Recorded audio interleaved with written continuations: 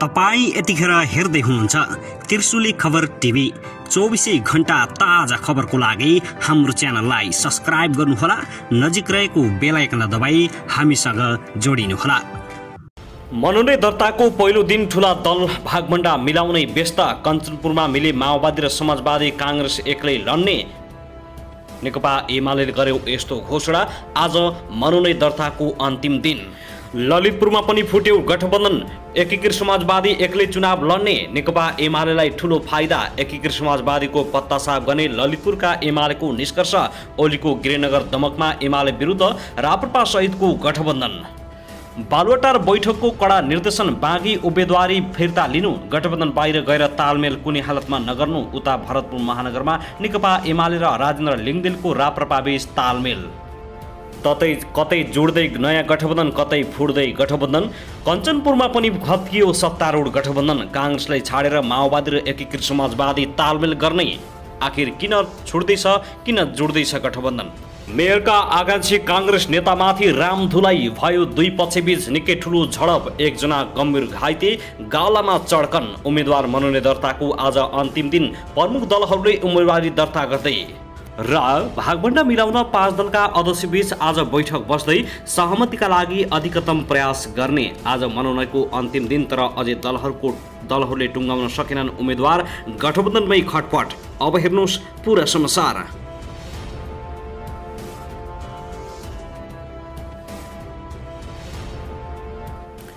दर्शक महानुभाव नमस्कार, तपाईहरुलाई हार्दिक स्वागत छ हाम्रो च्यानल त्रिशुली खबर टिभीमा। यदि हाम्रो च्यानललाई अहिलेसम्म सब्स्क्राइब गर्नुभएको छैन भने सब्स्क्राइब गरी नजिक रहेको बेल आइकन दबाई हामीसँग जोडिनुहोला। दर्शकवृन्द, सदा चाहिँ आज पनि हामी तपाईहरुमाझ अत्यन्तै महत्त्वपूर्ण, अत्यन्तै विशेष खबरका साथ उपस्थित भइसकेका छौं। यो भिडियोलाई अन्तिमसम्म हेरी हामीले साथ दिनुहोला। दर्शकवृन्द, हाम्रो मेहनतको लागि एउटा सानो लाइक गर्न भनी नभुल्नुहोला। कहाँदेखि हेर्दै हुनुहुन्छ, के भन्न चाहनुहुन्छ, तपाईँको मनमा लागेको प्रतिक्रिया अवश्य पनि कमेन्ट गर्न नभुल्नुहोला। दर्शकवृन्द, आज स्थानीय तहको निर्वाचनका लागि मनोनयन दर्ता अन्तिम दिन हो। स्थानीय तहको निर्वाचन जति नजिकियो त्यति नै सरगर्मी बढेको छ। नेपालका शीर्ष नेताहरू दौडधुपमा छन्। कतै टुट्दैछ गठबन्धन भने कतै नयाँ गठबन्धन बन्दैछ। उता राप्रपा, राजेन्द्र लिङदेनको राप्रपा र नेकपा एमाले बीच तालमेल भएको छ। कतै गठबन्धन टुटाएर समाजवादीसँग तालमेल भएको छ। विभिन्न राजनीतिक दलहरू आपसमा टक्रावमा उत्रिएका छन्। अब स्थानीय तहको निर्वाचन आउन 2 हप्ता बाँकी छ। यसपालिको निर्वाचनमा कसले मार्ला बाजी, तपाईलाई के लाग्छ? तर कमेन्ट बक्समा पक्कै पनि राख्नुहोस्। दर्शकबिन, आउनुहोस् आजको पहिलो खबरतर्फ लागौं। वैशाख 30 गते हुन गइरहेको स्थानीय तह निर्वाचनका लागि आज सोमबार पनि उम्मेद्वारको मनोनयन दर्ता हुने भएको छ। यसपटक निर्वाचन आयोगले 2 दिन आइतबार र सोमबार मनोनयन दर्ताको समय निर्धारण गरेको थियो। पहिलो दिन केही स्वतन्त्र र साना राजनीतिक दलका तर्फबाट उम्मेद्वारले मनोनयन दर्ता गरेका छन्। आइतबार प्रमुख राजनीतिक दलका तर्फबाट भने मनोनयन दर्ता नै भएको छैन। उनीहरूले आज सोमबार मनोनयन दर्ताको तयारी गरेका छन्। गठबन्धनमा रहेका दलहरूले केही जिल्लामा भागभण्डा गरेर सिट बाँडफाँड गरेका छन् भने केही स्थानमा मित्रवत प्रतिस्पर्धा गर्ने भएका छन्। प्रमुख प्रतिपक्षी दल नेकपा एमाले सबैजसो क्षेत्रमा उम्मेद्वारको टुङ्गो लगाएको छ। नेपाली कांग्रेसले महानगरपालिका र उपमहानगरपालिकामा आफ्नो भागमा परेका उम्मेद्वारको टुङ्गो लगाइसकेको छ। आज दिउँसोसम्ममा उम्मेद्वारको टुङ्गो लगाएर मनोनयन दर्ता गर्ने कांग्रेसको तयारी रहेको छ। नेकपा माओवादी केन्द्र, एकीकृत समाजवादी र जनता समाजवादी पार्टी, राष्ट्रिय जनमोर्चा, राप्रपा लगायतका दलहरूले पनि उम्मेद्वारको टुङ्गो लगाएका छन्। उनीहरूले पनि आजै मनोनयन दर्ताको तयारी थालेका छन्। आयोगले बिहान 10 बजेदेखि साँझ 5 बजेसम्म उम्मेदवारी मनोनयनका लागि समय सीमा छुट्याएको छ। कानुन बमोजिम स्थानीय तह सदस्यको निर्वाचनमा उम्मेदवार बन्न योग्यता पुगेका कुनै पनि व्यक्तिले कुनै पनि समयमा सम्बन्धित निर्वाचन अधिकृतको कार्यालयमा उम्मेदवारको मनोनयन दर्ता गर्न सक्ने आयोगले जनाएको छ। स्थानीय तह अध्यक्ष, उपाध्यक्ष, प्रमुख र उपप्रमुख पदका लागि उम्मेदवारी दिने व्यक्तिले नेपाली नागरिकको प्रमाणपत्रको प्रतिलिपि, धरोटी राखेको बैंक भाउचर र नगद रसिद दलको हकमा सो दलले ल्याउनुपर्ने बताइएको छ। दर्शक महानुभाव, त्यसैगरी चितवनको भरतपुर महानगरपालिकामा नेकपा एमाले र राष्ट्रिय प्रजातन्त्र पार्टी राजेन्द्र लिङ्गदेलको राप्रपा बीच चुनावी तालमेल गर्ने सहमति भएको छ। आइतबार दिनभर दुई दलबीच भएको छलफलपछि राति अबेर तालमेल गर्ने सहमति भएको हो। भरतपुरको मेयरमा एमाले उम्मेद्वार विजय सुवेदीलाई राप्रपाले सहयोग गर्ने र उपमेयरमा राप्रपाका उम्मेद्वारलाई एमाले सहयोग गर्ने सहमति भएको एमाले चितवन जिल्ला इन्चार्ज एवं केन्द्रीय सदस्य देवी गेवालले जानकारी दिएका छन्। सहमति अनुसार राप्रपाले महानगरको वडा नम्बर 15 र 16 को वडाध्यक्ष पाउनेछ। वडा नम्बर 4, 11, 16, 19 र 24 मा दुवै दलका वडाध्यक्ष उम्मेद्वार रहनेछन्। यी वडामा मित्रवत प्रतिस्पर्धा हुने नेकपा एमाले जनाएको छ। बाँकी केही वडामा नेकपा एमालेका वडाध्यक्ष सहितका सदस्य हुनेछन् भने केहीमा एमालेका वडाध्यक्ष र राप्रपाका 2 जना सदस्य उम्मेद्वार रहने भएका छन्।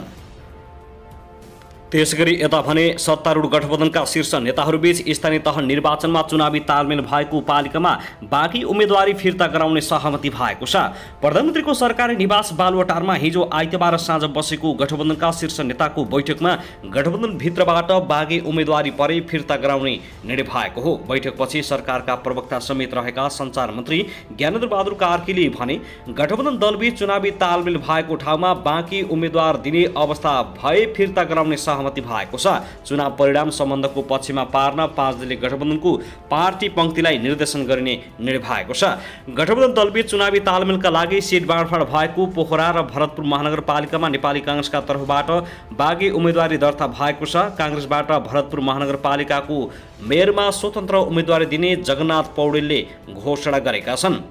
यस्तै पोखरामा कांग्रेसका नेता विमल बहादुर कार्कीले पनि बाँकी उम्मेदवारी दिएका छन्। त्यस्तै ललितपुरमा गठबन्धनका निर्णय विपरीत एकीकृत समाजवादीले प्रमुखमा हरिकृष्ण थापा र उपमेयरमा उषा बर्जाचरालाई उम्मेदवारी बनाउने निर्णय गरेको छ।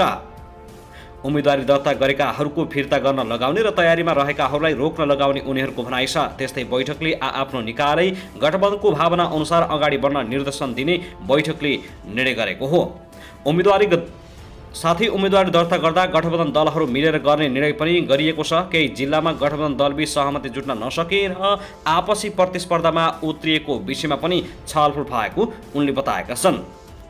दर्शकबिन त्यसैगरी काभ्रेको नवबुद्ध नगरपालिकामा नेपाली कांग्रेसबाट मेयरका प्रत्याशी रोशन पाण्डे कोटिएका छन्। कांग्रेसको टिकट सम्बन्धी विवादमा मेयरका अर्का दावेदार कुनसाङ लामाले उनीमाथि कोटपिट गरेका हुन्। बनेपामा भएको सो घटनापछि घाइते पाण्डेलाई शिर मेमोरियल अस्पताल बनेपामा उपचारार्थ भर्ना गरिएको छ। आइतबार साँझ बनेपा भिरेन रिसोर्टमा गठबन्धनको बैठक बसिरहेका बेला आफूलाई किन लामाले हिर्काए भन्ने थाहा नभएको पाण्डेले बताएका छन्। अहिले प्रहरी पनि घटनास्थल पुगेको छ। पाण्डे कांग्रेस नेता गणेश लामा पक्षधर मानिन्छन् भने कुनसाङ लामा तीर्थ लामा पक्षका रहेका छन्। दर्शकबिन त्यसैगरी शहरी विकास मन्त्री एवं नेकपा एकीकृत समाजवादीकी नेत्री रामकुमारी झाँक्रीले चुनावी तालमेल सन्तोषजनक र सम्मानजनक नभएको भन्दै आक्रोश व्यक्त गरेकी छिन्। उनले सत्ता गठबन्धन दलहरूले आफूलाई अपमान गरेको भन्दै हिसाब मिलान गर्ने चेतावनी समेत दिएकी छिन्। आइतबार मध्यरातमा ट्विट गर्दै उनले गठबन्धनका दलहरू बीचमै पनि हार्दिकतापूर्ण वातावरण बनाउन नसकेको उल्लेख गरेकी छन्। सत्ता गठबन्धनका नेताहरू बीचको वार्ता र छलफलमा दम्भ देखिएको उनको भनाइ छ। आसन्न स्थानीय तह निर्वाचनको तालमेलका सन्दर्भमा गठबन्धनका केही नेताको अभिव्यक्ति अस्वाभाविक लागेको उनले सङ्केत गरेकी छन्। उनले चेतावनीपूर्ण शैलीमा एक दिन यसको हिसाब मिलान गर्नुपर्नेछ उनले भनेकी छिन्। गठबन्धन सन्तोषजनक र सम्मानजनक भएन। गठबन्धनका दलहरूको बीचमा हामीले आफैभित्र पनि हार्दिकतापूर्ण वातावरण बनाउन सकेनौँ। हाम्रा वार्ता संवादमा केही दम्भ देखियो उनले लेखेकी छिन्। यो बीचमा गठबन्धनका केही नेताहरूको अभिव्यक्ति सुन्दा लाग्छ एक दिन यसको हिसाब मिलान गर्ने पर्छ। दर्शक अनुभव त्यसैगरी उता भने स्थानीय तह निर्वाचन नजिकै गर्दा नेकपा एमाले डडेलधुरामा असन्तुष्ट बढेको छ। आइतबार नेकपा एमाले नेपाली कांग्रेस बीपीसँग तालमेल गर्ने निर्णय गरेपछि पार्टीमा असन्तुष्ट बढेको हो। नेकपा एमालेका नेता तथा अमरगढी नगरपालिकाका मेयर विश्वेश्वर प्रसाद ओझा विपिनले आइतबार साँझ पत्रकार सम्मेलन गरी असन्तुष्ट व्यक्त गरेका छन्। तालमेल गर्ने निर्णयमा हस्ताक्षर भएको केही समयमै मेयर ओझाले असन्तुष्ट पोखेका हुन्। उनी सहित अन्य केही नेता सहमतिको विरुद्धमा उभिएका छन्। नेकपा एमालेका प्रदेश कमिटी सदस्य समेत रहेका नगर प्रमुख ओझाले नेकपा एमाले कांग्रेस बीपीलाई अमरगढी नगरपालिकाको मेयर पद बिक्री गरेको आरोप लगाएका छन्। यसले सारा एमालेको चित्त दुखेको उनको भनाइ छ। एकाएक आज एक समूहसँग सहमति गरेर नगर प्रमुख पद बिक्री गर्ने काम भयो। यसले म मात्रै होइन, सारा एमालेका कार्यकर्ताको चित्त दुखेको छ। पत्रकार सम्मेलनमा उनले भने, जसले 20 वर्षदेखि आफ्नो भविष्य देखेर यो पार्टीमा जीवन समर्पित गरेका छन्, यो निर्णयले ती साथीहरूको भावनामा ठेस पुगेको छ।